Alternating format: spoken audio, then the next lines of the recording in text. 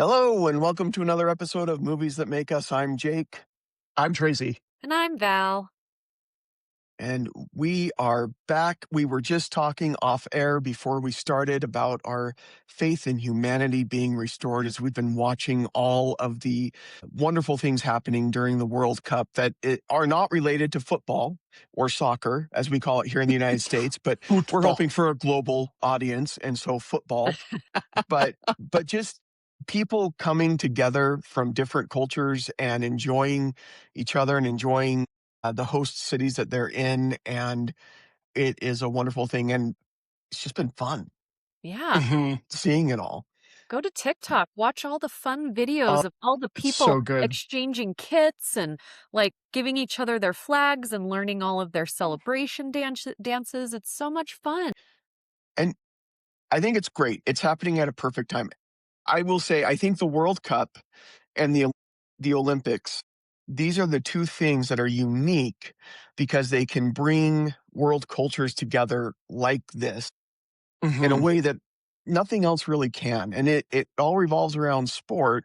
And there are other international competitions, but it just seems football is on a level internationally that people in the United States don't fully understand yet. We're getting there. We're starting to pick it up a little bit. But the Olympics, because it's so much and it covers so many different sports, they are unique in how they can bring people together. And I think this is hitting at a great time. As the United States, we're celebrating our 250th birthday or anniversary, however you want to look at it.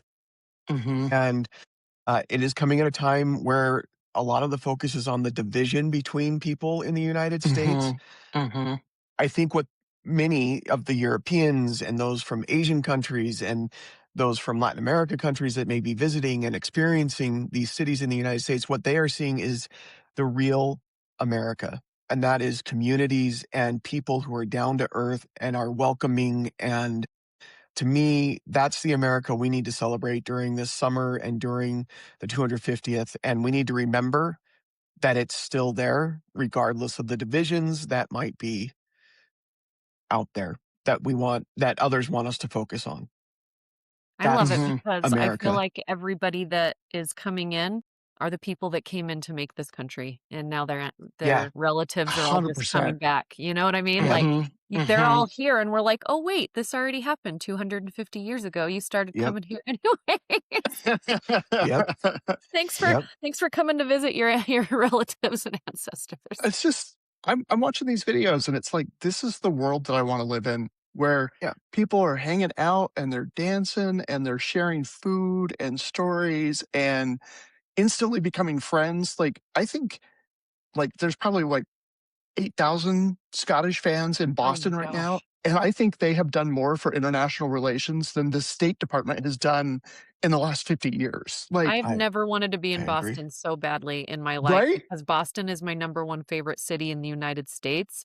And I'm Mm. watching all these people going to all these places in Boston that I love. Could you imagine being at Fenway last night when the Oh, Scots took over Fenway? Like, I have goosebumps because I singing love Sweet going to Fenway Caroline. anyway. Like, I'm just like, the energy in that stadium is already crazy.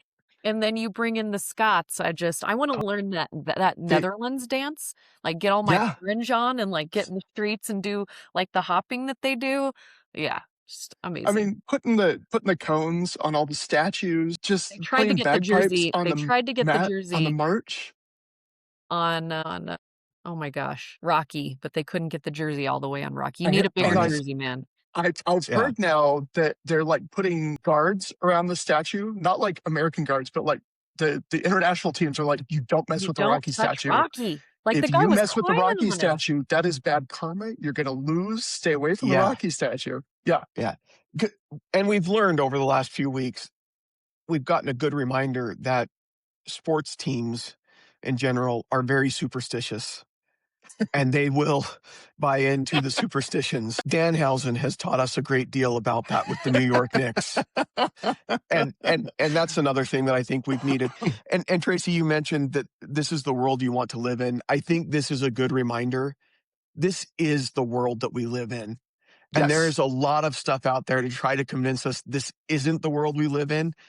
And I'm telling you, it's not all lies, but it is distracting us from the fact that we do live in that world, and we need to remember that we live in that world and go out there and try to build it and be it and remember that Yeah. Yeah.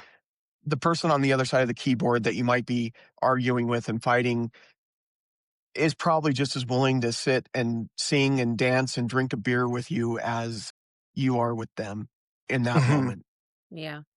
Yeah, I So, love it because usually when I watch a video on TikTok or Instagram, I'm like, "Ooh, do I jump into the comments?" Like, I'm not sure, and I take a deep Mhm. breath, and I'm like, Mhm. and then I jump into all the comments on all these videos, and it's just everybody celebrating more, and, like, there's people from Boston are like, "We need you guys to come visit more often," and Oh, yeah. yeah. I've seen people are people like, like "This is a life without politics. This is how the world is when, Mhm. we're not living in that space. We're living right now without thinking about all of that, the other stuff. We're just humans being humans with each other." And so it's, Yep. I yeah. mean, it's just, I hope everybody else is getting as good experience as we are, not even being there. I like Mhm. soccer. I like football. Like, I don't go to a ton of games, but like I like it and I respect it and I know some of the players' names and so I'm addicted to, like, Messi and what's going on with him right now. It's so emotional. Like, what's going on with Messi? Well, So, but like you guys said, this is who we are and who we can be out loud more every day if we just stop trying to take each other down and we just start enjoying Mhm. what's going on. yeah, Mhm. this is the real world. It really is. And I agree. This is what it can be every day. So Yeah. it's a good reminder. I love it. Mhm. Mhm. It's made me happy, which is good because everything else We on the internet does not. I think between Danhausen, the World Cup, and Toy Story 5, that has just made this whole week like a week and a half. We saw Toy Story 5 early, We Yeah. and did. we were under embargo, so we couldn't talk about it. But those have just buoyed my spirit so much, all 3 of those things. And they So showed up at the World Cup. You got Buzz and Woody and Jesse and the I didn't voices, see and that. they all showed up. I don't remember which game it was, but they showed up on the sideline and doing pictures and stuff. Oh, that's cool. Yeah. Yeah. Toy Story 5 was, I mean, we'll just jump into it. I think clearly from what Tracy has said, and I think from anybody that's listened to any of our reviews or our comments on it anywhere else, we really enjoyed it. Toy Story Oh, 5 yeah. was good. I Mhm. mean, it wasn't just that we enjoyed it because everybody knows if you've been listening to us over the years, we are all Disney stans, and we are probably going to be more positive on Disney than other critics would be. It's a We'll fair skew statement. positive, but Yeah. we'll call Disney out when we need to. Mhm. But we're overly positive sometimes, maybe. But that's not the case with this. It is a good movie. They Mhm. did not this isn't just a corporate cash grab. It is a corporate cash grab. Yes. I don't know how to break this to people, but companies like Disney, Warner Brothers, anybody They that need to makes make money. movies, they are out Mhm. there to make money. Yeah. I'm sorry to burst your bubble. Nobody out there making movies is doing it just for the love of the art, except for Right. independent filmmakers because they don't make money. But But but they want to make money. correct. They're doing it for the love of the art and hope that one day they will make money at doing it. Yeah. Well, But when I was at oh, go ahead. oh, I was just going to say, but this is more than just a cash grab because they put together a great script and story and did a very good job with Yeah, this when I movie. was at Sundance, I got the opportunity to briefly talk to Andrew Stanton, who's the co-director of this movie. He's worked on all the Toy Story movies. He did Wall-E, one of our collective favorites. And I said, I know you can't talk much about it, and we're not here to talk about that. We're here to talk about your movie in the blink of an eye. But what can you tell us, like, what brought you back to Toy Story? Like, why does this story keep resonating with you? And he said, the thing that I want to emphasize is that we waited so long in between 4 and 5 because we wanted to find the right story. And he said, these characters are so precious to us at Pixar and so precious to the audience that we cannot justify just making a movie for the sake of making a movie. It has to be the right movie. And he said, I spent years thinking about what could we do. And finally it dawned on me that we could talk about technology in a way that wasn't being talked about in other ways. And he said, he said, "We really found the right story," and that's when I got excited, and that's when the movie took off. And I mean, I was in college. I took a computer animation course. We did short little 10-second videos where you'd like take a square box that was blue, make it go to the top of the screen, turn it into a ball, and go to the bottom of the screen and make it red. And it would have to render overnight. And Wow. we had to design a basic dragonfly and trying to attach the wings in 3D space, which I failed to do. I had to get someone else to help me. But so we talked about Pixar because they were only doing the shorts. So Toy Story 1 came out after I was out of college, and I already knew about Pixar, and I'm super excited. Went and saw Toy Story, blew me away. They Yeah. announced Toy Story 2, and at the time, Pixar was saying, "We're not doing any sequels. We're not gonna do a Toy Story 2," but Disney kind of forced them to do it. And Toy Thank Story goodness. 2, Thank right? goodness. And Toy Story 2 is one of the greatest sequels of all time. And so I was set. I'm like, "Okay, great. We did it. We pulled it off. Cool." And then they announced 3, and I was like, "I don't know. 2 is so perfect. I really am worried." And then I saw 3, and I'm like, "Okay, there was more to the story. I'm good."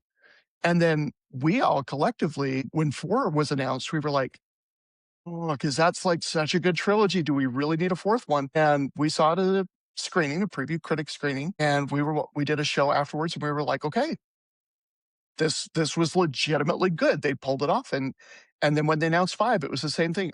Are we sure? Are we sure this is gonna be okay? And then they did it again. So Yeah. Yeah, I'm at the point where if Disney and Pixar announce another Toy Story movie, I'm gonna shut up because they just like, what do I know? You know? But I feel like, I mean, I don't know that we need a 6, but I don't know that we needed a mhm, 5. But we Mm. do because we got this. mhm, And yeah. I think that Tom Hanks said that if, this was the last one for him. So if there is any more after this, I think they've been moving Woody away from the main story, yes, for They 2 have. movies now, and I think mhm, this Yep. one for sure has shown that, he's out doing his own thing. And so I think if we're going to get anything after this, people need to be prepared that they're probably not going to see Woody, and then at some point mhm, probably not going to see Buzz either. And they're what they do really well in every single Toy Story movie is that they introduce new characters and they give these characters purpose and they make mhm, sure that we are connected to these characters. So then when we don't see mhm, them, we're like, wait, where's where are they? And then but they mhm. distract us with other characters and we're like, okay, we're calm now. We feel good. You've given us something Right. new. But I don't feel like any character that they've given us this far has been without a reason. I was thinking about this the other night because Mhm, even the background mhm, characters have a purpose. Even the army guy that's just laying in the mud has a purpose. Like everything there is there for a reason and it's meticulous and it's thought out and the details that they put into making us feel a certain way by putting knowing who their audience is and who's paying mhm. for the kids to go to these movies and making sure that they take care of our mental space when we get to Yeah. the movie Well, is something that they've really thought about in Toy Story. And I was just sitting and thinking about that the other night is yes, this is a movie that was probably thought about for children at first, but very much made by adults that needed to mhm, live in this world that they've created and mhm, they've done such a Mhm. great job moving us forward with these new characters every time and the new characters in 5 are so much fun and when we're going to do some spoilers at the end and that's when I would really like I almost don't know if I want to talk about one of my favorite characters in this new one and that is who Conan O'Brien plays. I kind of want people to Yeah. discover that on their own, so I don't know if we mhm, can make a pact mhm. that we're not going to talk about who he plays, but We could just talk generally about the performance and a few yeah, things. yeah. Yeah. Yeah. But I love the new characters, and they hit super hard with me because those were things that came out when my Mhm, daughter was growing up. So mhm, not only was she playing with Woody and Jesse and sometimes Buzz, but she had these other things that she was now growing into these phases. mhm, So to me, it's just smart. And so if they bring us into a 6 and a 7, I know that they've set up these new characters and I can't wait to see what else cuz toys change and we Yeah. change absolutely. and the people that they make these movies for have changed and we're getting into what is it 25 or 30 years of Toy Story now? It's 31 years. 31 years Came 31 of out in Toy years. '95. Story. And so And Yeah. that's now the the babies that we brought, my daughter that I brought to these movies, she's 25. Now she's gonna be bringing her little one to these movies. She hasn't seen the new one, and I think she's gonna love it, but I think she's gonna wait until, they can watch it Yeah. together, and I said, "Well, by then, there's probably gonna be another one, so you Well, can Right. do this." But, yeah, it's generational. I love it.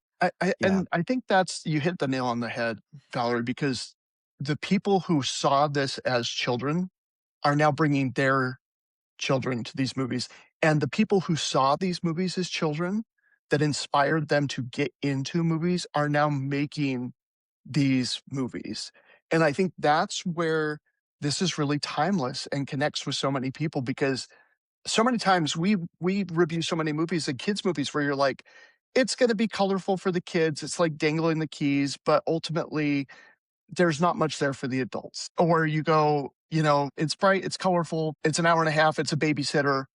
But this is something that generations, like I'm taking my father with my sister and her kids to go see it tomorrow for Father's Day.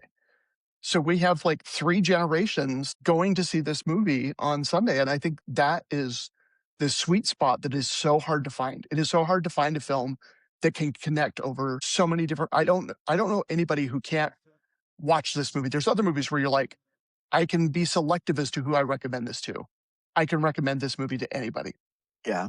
And it's funny because I think Pixar traditionally for a long time, you could almost guarantee that a Pixar movie was going to be that type of a movie that you could recommend to anybody. Mhm, mhm, And we kind of hit a little bit of a slump there for a bit, and they mhm. kind of lost a little bit of our trust. I mean, there were a few that I just kind of felt like it was cute, it was a good movie.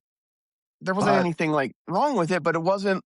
I mean, it's you get something like a the bar. Ratatouille and a Wally and you know up, and yeah, the bar is way up there, and then you get Turning Red, which was a really fun, great movie, but it's not a Ratatouille, it's not an Up, and when your expectations are way high, I wanted to say way up there, but I felt like that was too much up in one sequence of sentences, but when your expectations are really high, just good enough isn't good enough anymore. And Mhm, mhm. I feel like Toy Story 5 gets back in that realm, in that air of this is for everybody. You can recommend it to anybody. I think anybody would enjoy this movie.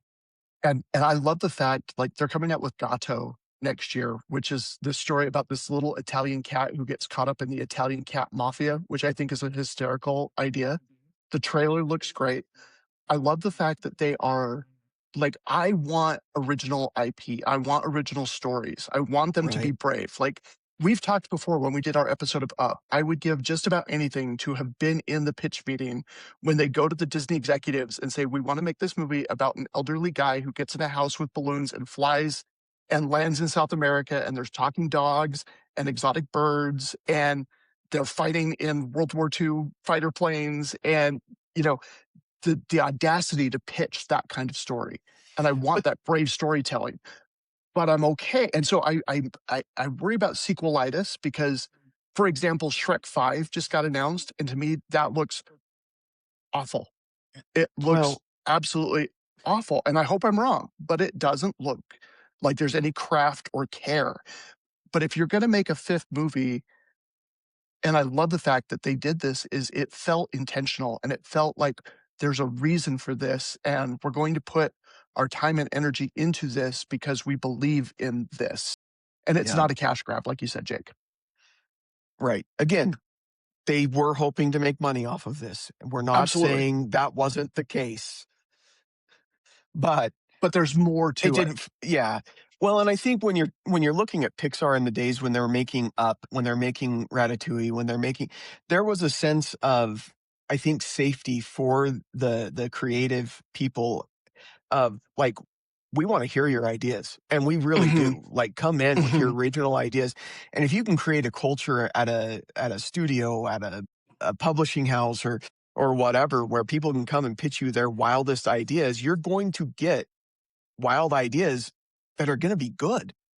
They're not mhm. going to be afraid to share something with you if they feel safe to do it. I think once Pixar became Pixar and Disney was much more involved with Pixar, then it became more about, well, we need to put out movies that make money, and we know the formula to make money. And we started to see a little bit more of that Disney influence, who we love Disney. I'm not trying to Mhm, bash on Disney, but they mhm. know what works and they are good about producing what works. And that's why we started seeing, Cars 2, which is Blake Lisman's favorite movie. That's the only positive thing I'll say about it. Blake, Blake, I love you dearly, but that's a severe character flaw. I'm just gonna say it. I It tried is. watching it again a couple weeks ago just for funsies. It wasn't as horrible as I thought the first time, but it still is not great. Yeah. Yeah. But I But wanna oh, go ahead, Jake. go ahead. No, go ahead, No, Val. go. We You can move finish your on. thought. You were in Oh, I, thought. I was just going to say, I think we need to get back to the point. I like what you're saying, Tracy. We need to get to the original ideas, original IPs, but they've got to create a space where people are safe to bring those in and not be Mhm. stuck in a formula of this is what's 100%. going to work. So this is what we need to put out there. Mhm. So, I was gonna say, Tracy, you brought up Andrew Stanton earlier, and so, Jake, we need to get you a meeting with him because now both Tracy and I have met him and interviewed him. So now what the that's gonna be heck? our hashtag Let's go. goals because I worked at Disney when Wally came out and he was doing a tour, and he came into Utah, so I got to interview him, and Sammy actually got to meet him, Mhm, and we got to take some photos when he came over to Radio Disney, so that was super fun. But him and McKenna Harris both directed and wrote Toy Story 5, which is really cool because I think they're both super talented. And then we got Randy Newman back doing the mhm. music and did a little co-song with Miss T Swift, which is like all the rave right now. Is that all the Mhm. rage, all the rave? I have no idea. The Yeah. song is great.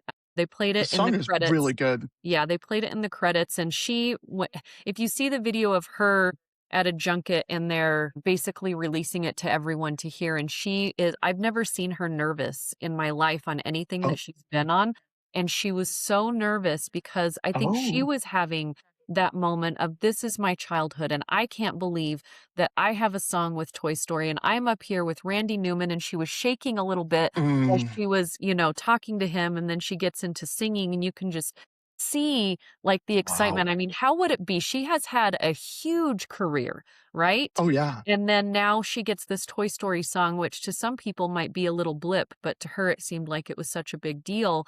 And I thought, Mhm. how fun. And then you've got all the cast that's in the movie, of course, Tom Hanks, Tim Allen, Joan Cusack, which I love that we get to hear from her June. a lot. Greta Lee, Conan O'Brien, Craig Robinson, Tony Hale, Keanu Reeves is back for a couple of scenes.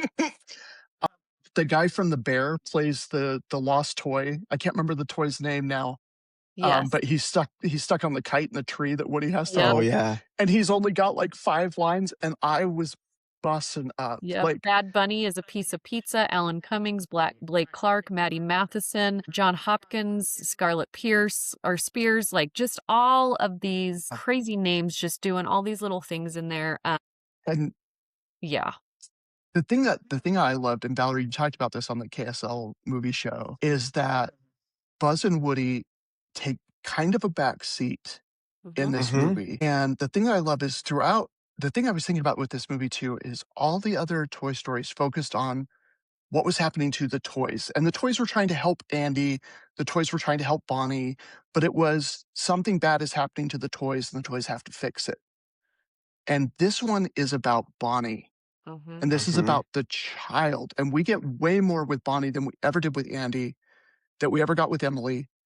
And I love the fact that they have the one line, and it's in the trailer, so it's not a spoiler, where it's Ham says, "Oh, it's nice to see them arguing again," because Buzz and Woody are going back and forth. And it is, and it's like, it's nice to see those characters, we love them. But the fact that they put Jesse front and center, and Joan Yep. Cusack is one of the nicest people I have ever had the pleasure of meeting. And I had just completed when I met her, I just completed my very first Double Dare, Disney Double Dare, where you do 2 races over 2 days. And I had done a 10K and a half marathon, and I had a jacket that was Toy Story themed, and she was like, "What is this? Tell me what this is." And she was so interested, and so I'm telling her about it in the races, and she had no idea. She asked if she could take a picture of it that she could put on her Instagram. I'm like, "Absolutely." And so I thank her. I'm walking away, and she goes, "Wait, wait, wait! Come back, come back!" And so I come back, and she says, "I forgot to write yeehaw. I have to write yeehaw." And so then she writes yeehaw on this jacket, and I love the fact that I mean, okay, you played the first notes of "When She Loved Me" by Sarah McLachlan, and I'm a puddle on the floor. Yeah. Like, just thinking about it, I Mhm. get goosebumps. That song is perfection. And then you have Jessie, who is front and center in this story, and we get more of her backstory as well as her pushing the story forward. That's, I think, the way that this series evolves, like you said, Valerie. I do think that we're going to move away from Buzz and Woody. We have been doing that. And the fact that now Jessie is here. And I like the fact that the vocals sound older, but that's okay because the actors are older, the toys are older. It's okay. It works. Well, they I've made seen a jokes few about the toys criticisms. being older, which was so funny to me. Woody's Yeah, bald spot.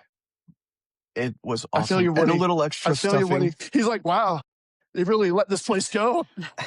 Yeah, Jesse being front and center, I love that move, and especially, y we mentioned that this story is more focused on Bonnie and what's going on in Bonnie's life than we've seen in previous Toy Story movies, where it is focused on the toys and really, when you look at Woody's whole story throughout the Toy Story movies, it's all about him. Man, I Hmm. mean, when Buzz shows up, it's about, well, what does that mean for me? And, in Toy Story 2, it's all about, well, I could go to this museum and then I'll be pristine and I can, it's all going to be about me. That's awesome. I'm the center of the universe here. Hmm. And it's always about Woody, but Jessie has never been about Jessie. Hmm. She wasn't sad about not being played with as a toy. She was sad about how's Emily doing? She was sad about how's Bonnie doing. It was always focused on the kid that she was with. And so it only makes sense that she would be the toy that's front and center in a movie that was about how's Bonnie doing? Because she was She's the always, sheriff. She's now the sheriff. She she is the is sheriff. Yes, she with is. with Absolutely. two feuding deputies. Three. You have Forky's wife. Yeah. Oh But, boy. like, does she know where she is? You know what I mean? Like, I don't Not I don't really. know that she's And fighting anyone. I think in her mind, I she's the Tony deputy everywhere. Tony but Hale's delivery of the line. I love her, but she's going to be a lot to work with. but the good news for Forky's wife is that she has an experienced hand like Forky to guide her through this life, to help her Thank figure heavens. things out because he knows what's going on. Clearly. Gosh. Well, and I I love love too. Oh, go ahead. I was just briefly, just I love in Toy Story 2, we get to see inside Andy's imagination, and we have the bank heist, and we have the train robbery, and all of those things. And in this one, we get to see Bonnie's imagination, and I loved the hand painted look of that animation.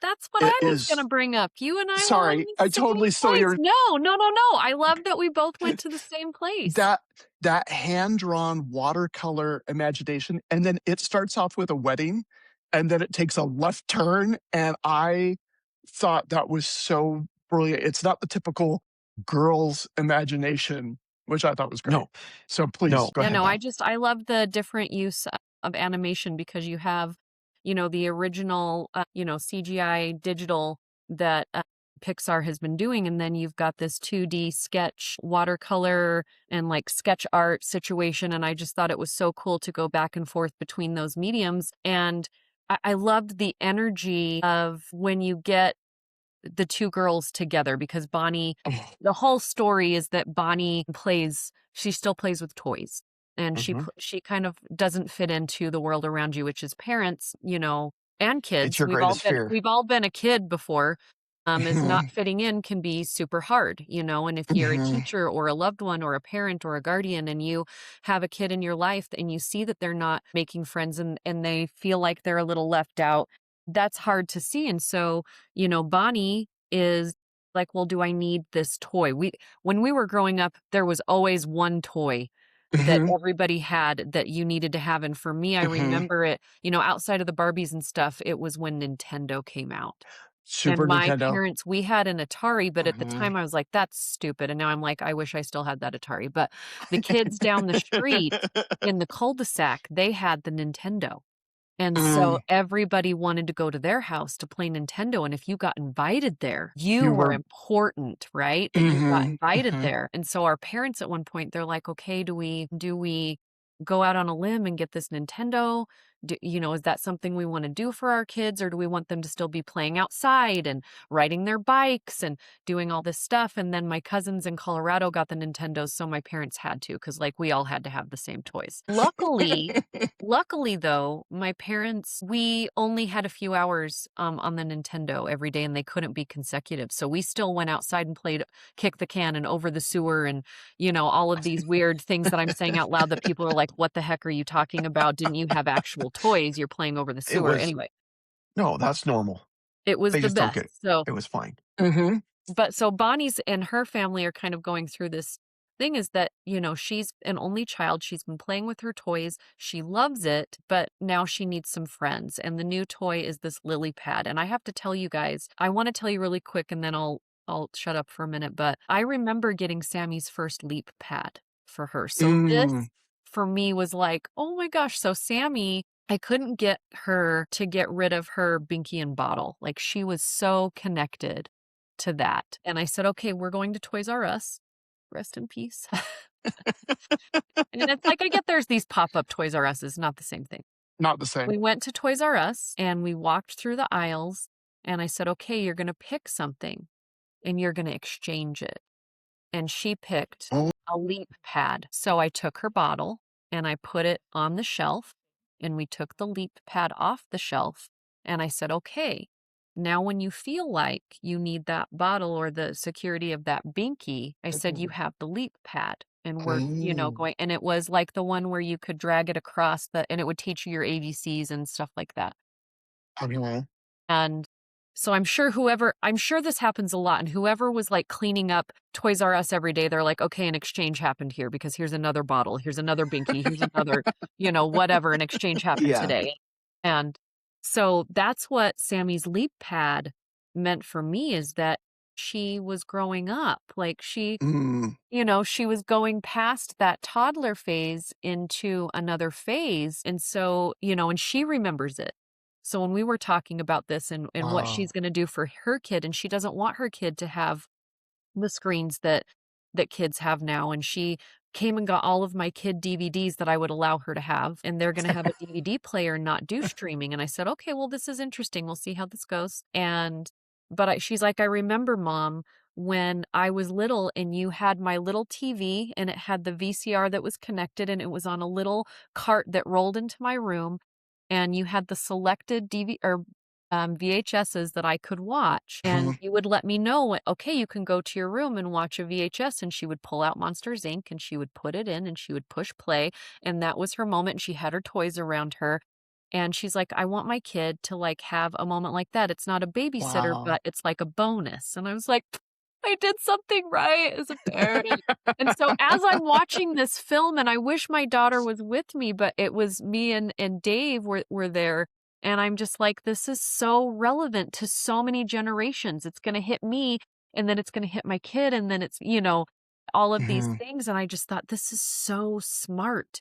Like, all of Yeah. this is so smart because whether you had some of these toys or not, something in this movie is going to bring you back to a moment, and that's what Pixar has been so good at with every single Toy Story movie. But Toy Story 5 for me, I think hit me the most over any other Toy Story movie that has been made.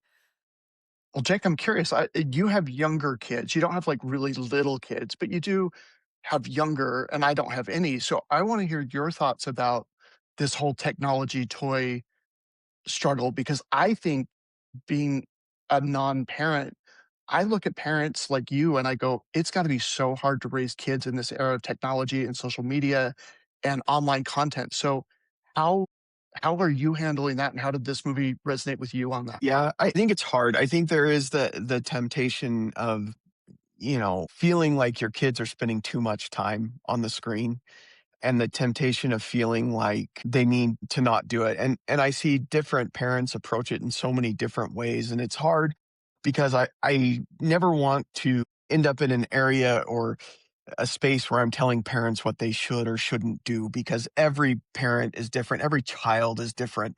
And ultimately, as a parent, if you're paying attention and you're engaged with your kid, you know what's best for your kid. And what's best for your kid may be different than what's best for my kid. And so I'm always very hesitant to say, well, this is what we do and this is what you should do. But for us, what we found is it's been important to keep our kids engaged with technology and familiar with technology and learn how to manage and take that in moderation and moderate it a little bit, but also learning how to engage with each other. I mean, one of the Mhm. benefits is there's 6 of them, and so they're always in each other's space because we live in a smaller house. And so they have to learn how to deal with other people and get along with other people or not get along with other people.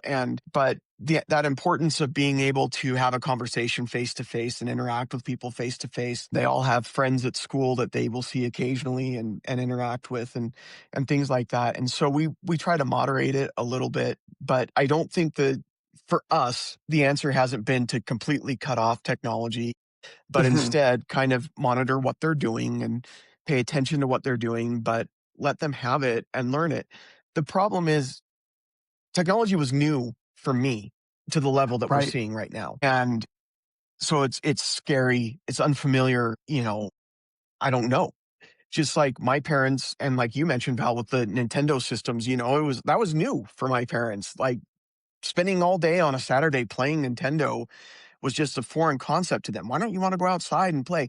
I think they really just wanted us out of the house more Yeah. than anything else on the Get out of Saturday. here, But Stinky. yeah, but the reality is my kids, they've grown up native in screens and technology. It's not something that's going to go away either. And so we've Mhm. tried to embrace that as much as we can, but help them understand the importance of that human connection. And that was one of the things that I really appreciated about this movie. And we're going to get into spoilers light here. We wanted to get into spoilers for the last few minutes, but the Scots came, they drank all our spoilers, and all we have left is spoiler lights. So, but at the end of this movie, it is dealing with that very topic of technology and screen time and all of that. But it didn't end with saying all screen time is bad. Yeah. Lily doesn't Mhm. end up being the bad guy. There's no bad Right. guy. There's Right. no bad guy here. It ends up Mm-mm. being, look, this is something that's there and it can be beneficial, Mhm. but so can using your imagination and playing with toys and Yeah. interacting face to face with somebody. Yeah. And I Not like sitting that to that's where screen. it landed because yeah, more than but I like that that's where it landed. Yeah. And it wasn't just a preach against all technology and because I don't And want to be learn a back in my day kind of a parent either, right. because my kids don't live back in my day. They live in their day, and I need to help them Mm. Yeah, live in their exactly. day. I So loved that Lily Pad wants the exact same thing as the other toys. Yep. And exactly. just like every new toy that comes in, they think they are the bomb. They are the new thing that this child needs, and everything else can just be ignored and pushed away because this is what this child needs. But she has that self-realization of, "I screwed up, and I did wrong by this child, and I did something that hurt this child." And her initial response is to, I'm just gonna leave." And the other toys are like, "No, you have to be, you're part of us. You are here with us and you need to be a part of this." And I love those themes. Like you said, Jake, it's about connection and Mhm. connecting with Yeah. each other and connecting with the child and connecting with the other toys and bridging the gap between technology and old school toys. And I loved that theme of connection. I thought was so powerful. Yeah, I love, one of the things that hit me as well is that, it's also like, how do you make friends? You have a couple characters Mhm. that are trying to make friends and to find out where they are in the world, and I'm not just talking about, the little girls that are in this movie, but I'm also talking about the toys, and sometimes the Mhm. friend that you need is right in front of your face, and you don't even know that. And Jessie is also trying to find her place in the world because she's now the deputy in charge, and she doesn't know it, but she has somebody that is truly in love with her, which is a whole side story that I love so much. I think I'll talk about that in a minute, but when we get into our spoilers light. But like you said, Tracy, Lily Pad is looking for something and she doesn't know what it is. And she's kind of Mhm. the odd one out. But her and Jesse become friends and they don't even know, and Jesse becomes friends with all the technology that is in this movie. And she didn't know that she needed it or that she wanted it. But it's how all they work together, when there's a Mhm. specific technology that needs to run on batteries, but then that technology that runs on batteries can then give, power to a bunch of other things that can, log into him, and so I just thought, that little moment of the fact that he can give other people power and energy and that they're all connected, I don't know if that's what they meant out of it, but that's what I'm gonna take out of it, and that's what makes me feel good. And And I just thought all the different connections in this movie and that the people or the things that you love, you may not see, but they're right there.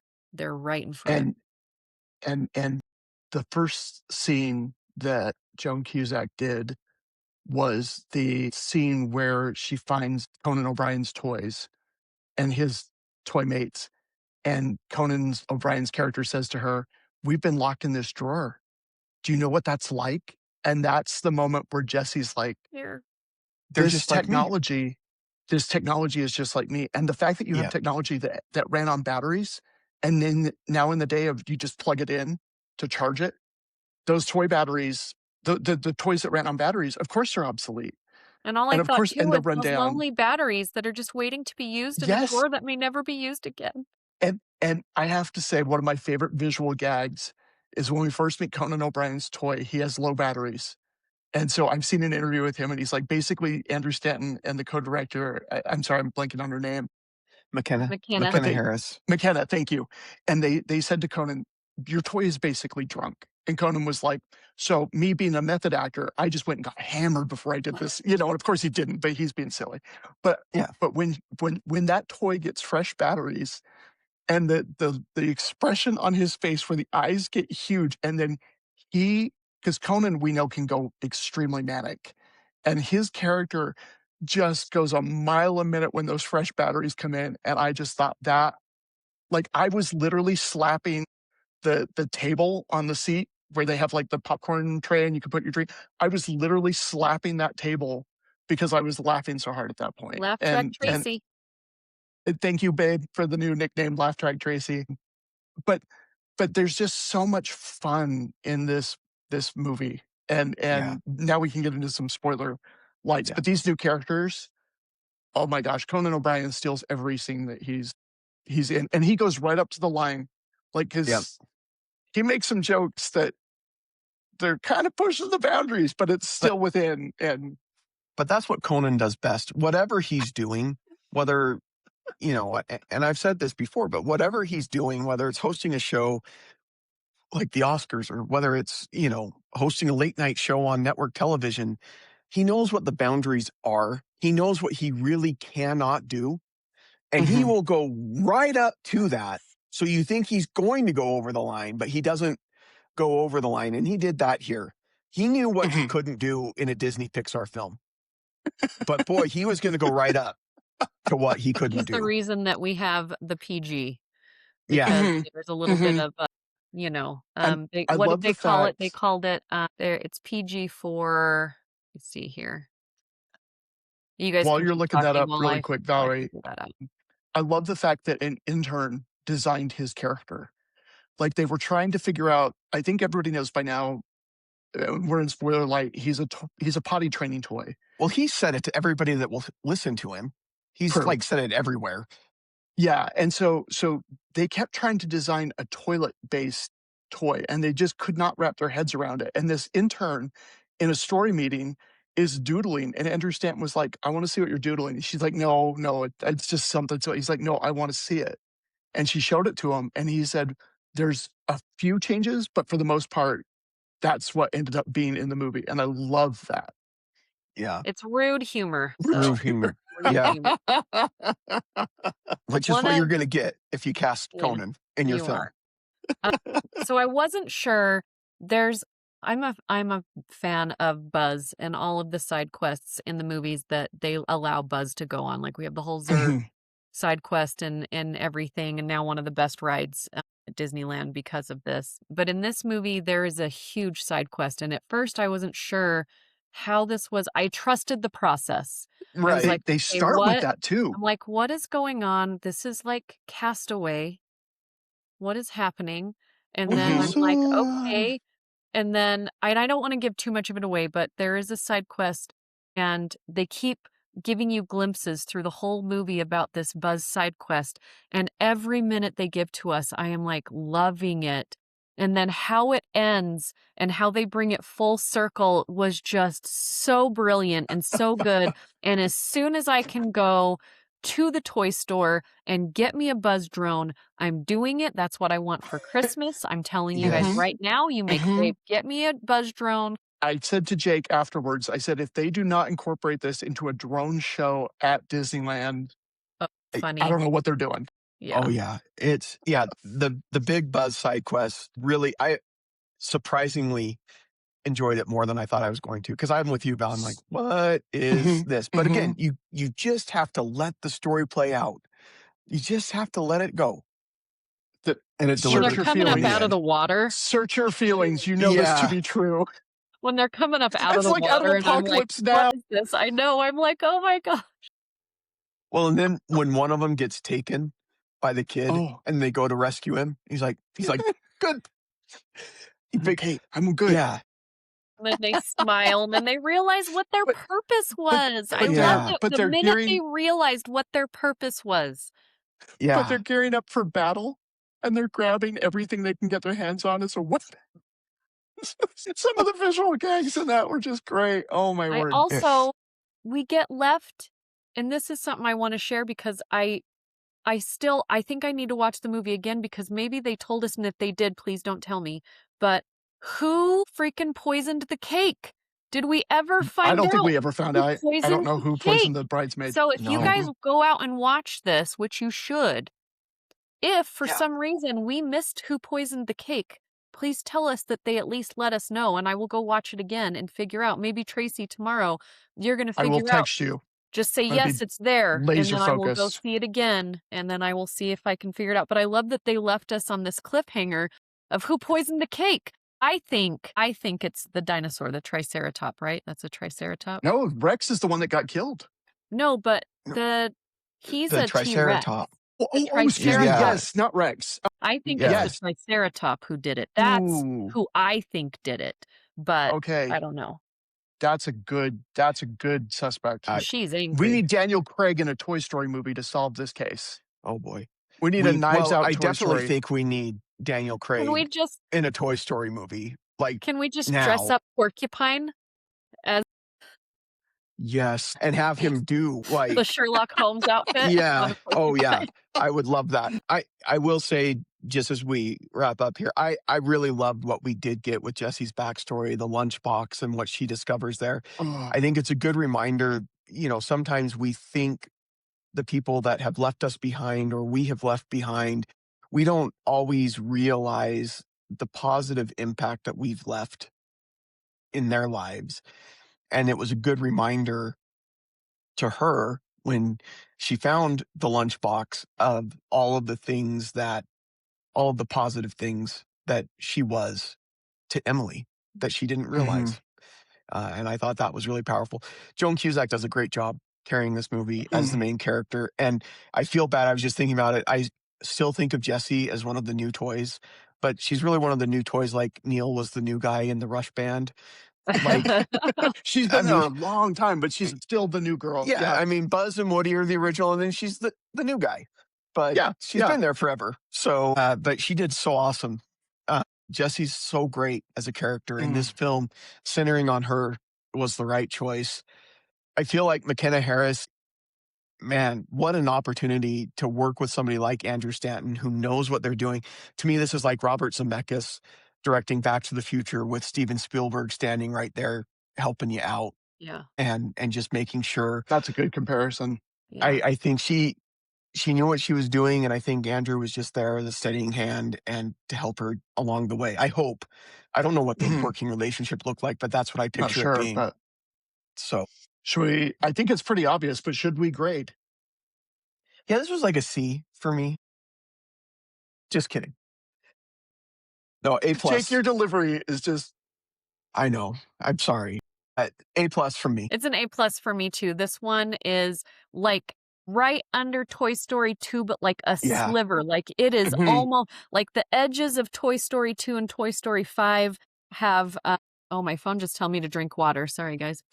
But it's like right there, like it's melding into that bottom to the top. It's so close. And honestly, I wonder if I watch it another couple times, if it's going to surpass Toy Story 2 for me, just because I relate to it more. It's so hard because, oh my gosh, but yeah, A plus for me. A plus for me. I'm right there with you as far as just being just below Toy Story 2. I kind of want to just go on a Toy Story binge later tonight before I go see the fifth one again, just to relive all of these great memories. And I love that it was an homage to the past, but it's bringing into the future. It had something new to say, and it continues the legacy. And this might be the only 5-film franchise where they're all A's for me. There's not one bad Toy Story movie. Yeah. Yeah. Yep. Strong Agreed. finish or not finish. I don't know. That's I my was favorite asked, film of the year so far. Yes. I was asked by somebody if it left off like they were going to make another one. I said, I don't know that it I did, don't think but they ever are left off like that. No, No. but They're well-made movies. if they find something, they'll do it. yeah. Yeah. So, and again, I'm not going to argue with them because every time I try, I look stupid in the end. So there you go. Triple A plus from us. You need to Is go that our check this first out. triple A plus? I think What this We've did had might you be the guys triple give A. first. Project Hail Mary? What did you guys give that? I Well, had an A. I so- didn't have an A plus. I have I an think- A plus plus plus plus. Yeah, mine was like an Your A extra minus. pluses made up for it. So I am a little Yeah. extra. Well, thank you for watching, listening, finding us wherever you found us. Please come back and listen to us again or watch us again. And until next time, we won't see you at the movies unless we happen to see you at the movies. Bye.